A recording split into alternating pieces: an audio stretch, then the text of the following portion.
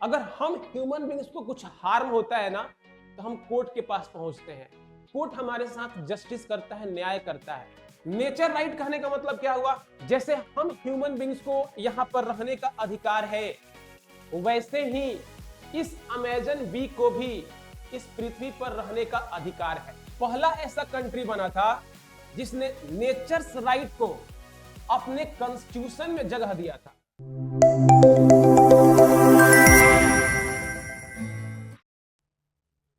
यहां पर है अमेजन स्टिंगलेस बी। अब ये न्यूज में क्यों है? अमेजन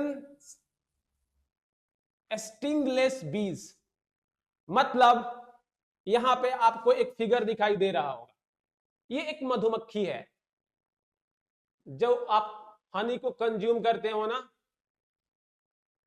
ये मधुमक्खी के द्वारा ही, बीज के द्वारा ही प्रोडक्ट प्रोड्यूस किया जाता है। अब ये न्यूज में क्यों है अमेजन स्टिंगलेस बी? देखिए, हम ह्यूमन बींग्स हैं।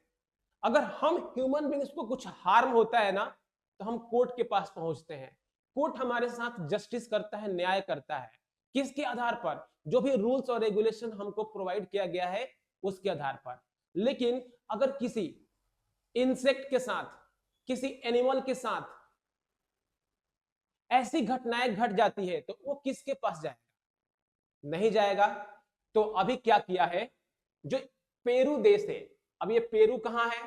तो साउथ अमेरिका में है। लुक, ये है पेरू, साउथ अमेरिकन कंट्री है। और साउथ अमेरिकन एक और कंट्री बहुत ज्यादा न्यूज में है, उसके बारे में हम लोग डिस्कशन करेंगे, वेनेजुएला। जो वेनेजुएला है इसके बारे में हम लोग डिस्कशन करेंगे, लेकिन अभी जो हम लोग का टॉपिक है वह पेरू से रिलेटेड है। क्या रिलेटेड टॉपिक था? कि यहां की जो बी है, कौन सी बी? अमेजन। इस बी को नेचर राइट मिला है। नेचर राइट कहने का मतलब क्या हुआ? जैसे हम ह्यूमन बींग्स को यहां पर रहने का अधिकार है, वैसे ही इस अमेजन बी को भी इस पृथ्वी पर रहने का अधिकार है।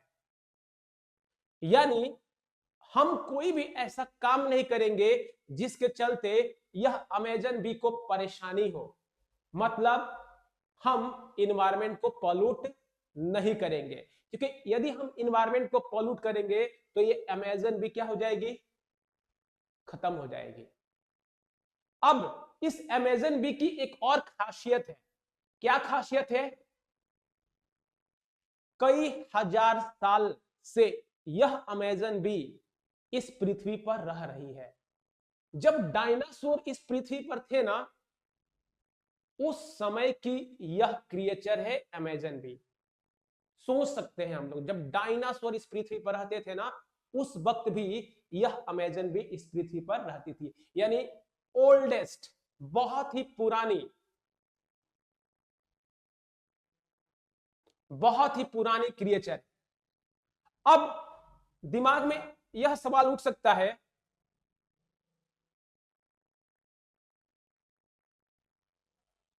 कि क्या कुछ और भी ऐसे क्रिएचर हैं जिसको नेचुरल राइट मिला हुआ है और कोई देश उसको नेचुरल राइट प्रोवाइड किया है कि नहीं किया है? तो देखते हैं, इसी में हम लोग को मिलेगा। तो आपके यूपीएससी के एग्जाम में क्या पूछेगा प्रीलिम्स में? सीधी सी बात, यह एक यूनिक डेवलपमेंट हुआ है और यूनिक डेवलपमेंट पर यूपीएससी फोकस बहुत करता है। यूनिक डेवलपमेंट क्या है? अमेजन स्टिंगलेस बी को नेचर राइट प्रोवाइड किया गया है। ठीक है, यानी राइट्स ऑफ नेचर। अभी मैंने आपको बताया राइट्स ऑफ नेचर का मतलब क्या होता है। जैसे ट्रेडिशनल लॉ में हम ह्यूमन बींग को पृथ्वी पर जितने भी रिसोर्स है उसको यूज करने का हक मिला है, लीगल राइट्स मिला है। लेकिन नेचर राइट ये कहता है कि हमारा कोई भी एक्टिविटी इस पृथ्वी पर रह रहे दूसरे क्रिएचर को हार्म नहीं करेगा। वही नेचुरल राइट किसको दिया गया है? अमेजन्स बी को, ये पूछ सकता है, यानी राइट्स ऑफ नेचर। अब देखिए